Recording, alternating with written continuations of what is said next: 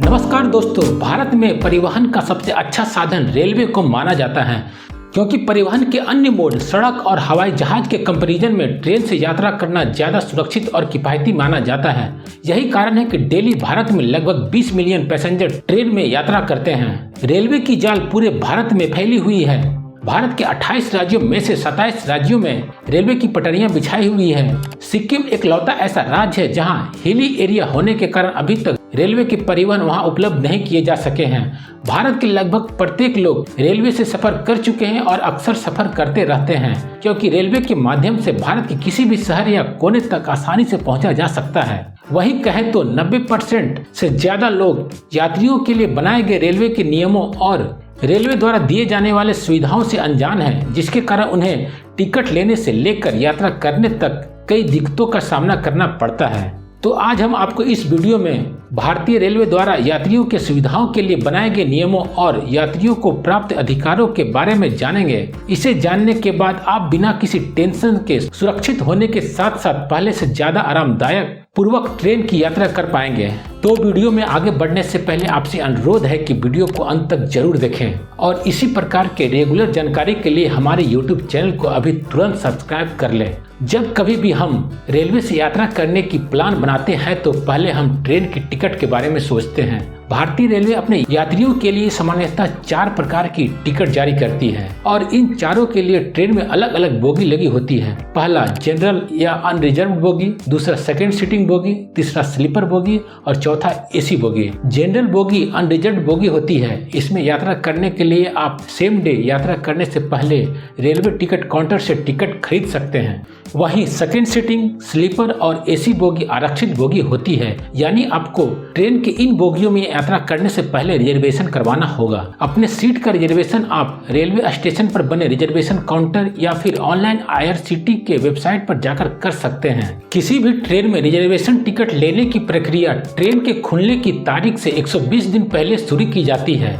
जिसमें आप reservation ticket train खुलने के 4 घंटे पहले तक ले सकते हैं। जब आपको रिजर्वेशन टिकट मिल जाता है तो आपके टिकट के बाएं साइड पर 10 डिजिट का एक PNR नंबर लिखा होता है। PNR का full form passenger name record है। इस PNR नंबर की सहायता से आप अपने बर्थ तथा बोगी का स्टेटस देख सकते हैं तथा PNR नंबर बताकर ट्रेन की यात्रा के दौरान आपको हुई असुविधा का शिकायत रेलवे के कंप्लेन नंबर 139 पर कॉल या SMS कर सकते हैं। सभी लोगों को सोशल जस्टिस मिले, इसका भी ख्याल भारतीय रेलवे रखती है और महिलाओं, वरिष्ठ नागरिकों और गर्भवती महिलाओं को ट्रेन में रिजर्वेशन के लिए स्पेशल व्यवस्था की है। प्रत्येक गाड़ी के प्रत्येक बोगी में महिलाओं के लिए 6 बर्थ का कोटा आरक्षित रहता है, यानी ये सीटें सिर्फ महिलाओं को ही दिया जाएगा। इसके अतिरिक्त वरिष्ठ नागरिकों, महिला यात्री जिनकी उम्र 45 वर्ष से अधिक है और वे अकेली यात्रा कर रही हैं तथा गर्भवती महिलाओं के लिए प्रत्येक स्लीपर क्लास में 4 नीचे के बर्थ आरक्षित रखे जाते हैं। वहीं AC 2 टियर और AC 3 टियर में 2 नीचे के बर्थ आरक्षित रहती है।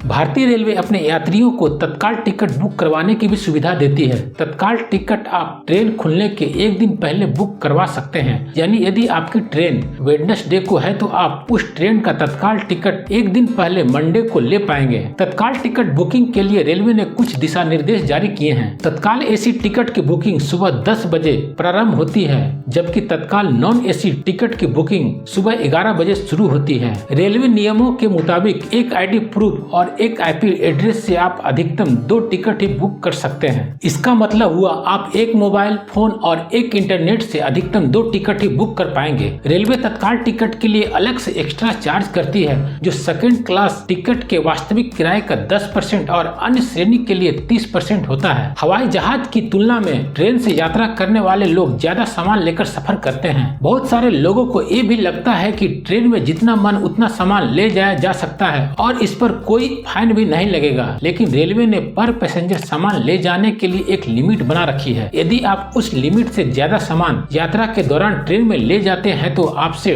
TTE लगेज स्केल रेट से 1.5 गुना से 6 गुना तक पैसा वसूल सकती है। आइए अब हम देखते हैं कि किस श्रेणी में कितना किलोग्राम लगेज आप फ्री में ले जा सकते हैं। इसे 3 श्रेणियों में बांटा गया है: free allowance, margin marginal allowance और maximum quantity permit. Free allowance में प्रत्येक पैसेंजर बिना किसी एक्स्ट्रा चार्ज के इतने किलोग्राम तक सामान ले जा सकते हैं, जो कि सेकंड क्लास के लिए 35 किलोग्राम, AC 3 टियर और स्लीपर क्लास के लिए 40 किलोग्राम, AC 2 टियर में 50 किलोग्राम और AC फर्स्ट क्लास में 70 किलोग्राम तक का सामान बिना किसी फाइन दिए ले जाया जा सकता है। मार्जिनल अलाउंस में आप फ्री अलाउंस के अलावा इतने किलोग्राम तक का सामान ले जाते हैं तो आपसे लैगेज स्केल रेट से 1.5 गुना फाइन किया जाएगा, और यदि आप मार्जिनल अलाउंस से भी ज्यादा सामान ले जाते हैं तो आपसे लैगेज स्केल रेट से 6 गुना फाइन चार्ज किया जाएगा। भारतीय रेलवे अपने यात्रियों के सफर को आरामदायक बनाने के लिए और बेहतर सुविधा देने के लिए कई तरह के नियम बनाई है।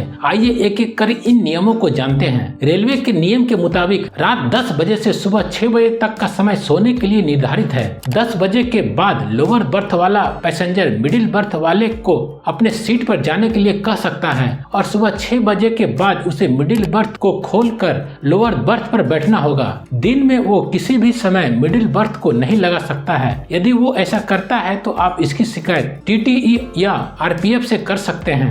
रात्रि 10 बजे से सुबह 6 बजे तक TTE भी किसी यात्री का टिकट चेक नहीं कर सकता है और ID दिखाने के लिए भी नहीं कह सकता है। यदि TTE ऐसा करता है तो आप उसे मना कर सकते हैं। TTE को टिकट चेक रात 10 बजे से पहले और सुबह 6 बजे के बाद करना होता है, पर जो यात्री रात 10 बजे के बाद ट्रेन में चढ़ा है तो उसकी टिकट वह चेक कर सकता है। रात 10 बजे के बाद ट्रेन में स्पीकर पर गाना सुनने, तेज आवाज में बात करने, बिना किसी कारण लाइट जलाने, पेंट्री कार वालों को खाना सर्व करने की सख्त मनाही है। आपको जितनी भी बातें बताई गई है उसकी उल्लंघन की शिकायत यदि आप TT से करते हैं तो TT पहले उस यात्री को समझाएगा। अगर वो यात्री नहीं समझता है तो RPF और JRP के स्टाफ ऐसे यात्रियों का चालान काट सकती है और रेलवे के धारा 145 के तहत उसके खिलाफ कार्रवाई भी कर सकती है। दोस्तों, अगर हमारा वीडियो और मेहनत अच्छा लगा हो तो हमारे वीडियो को लाइक, कमेंट और शेयर जरूर करें और अगले वीडियो के लिए हमारे YouTube चैनल को सब्सक्राइब जरूर कर लें।